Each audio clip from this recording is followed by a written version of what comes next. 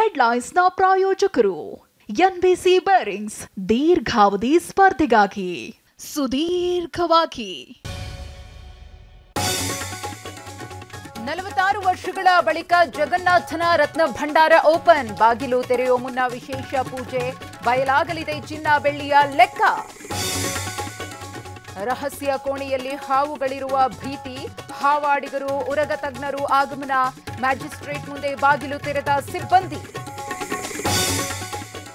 ಜೈಲೂಟ ಸೇರ್ತಿಲ್ಲ, ಹಣ್ಣುಗಳೇ ಆಹಾರ. ಕಂಬಿ ಹಿಂದೆ ಮಾನಸಿಕವಾಗಿ ಕುಗ್ಗಿದ Pavithra Gowda.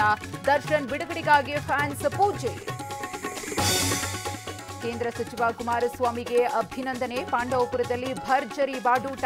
5 ton mutton, 2.5 ton chicken ಖಾದ್ಯ. ರಣಚಂಡಿ ಮಳೆಗೆ ತತ್ತರಿಸಿದ ಚಂಡಿಯ ಗ್ರಾಮ. ಬೋಟ್ ಮೂಲಕ ಪ್ರವಾಹದಲ್ಲಿ ಸಿಲುಕಿದ್ದವರ ರಕ್ಷಣೆ. ರಾಜ್ಯಾದ್ಯಂತ 7 ದಿನ ಮಳೆ ಮುನ್ಸೂಚನೆ.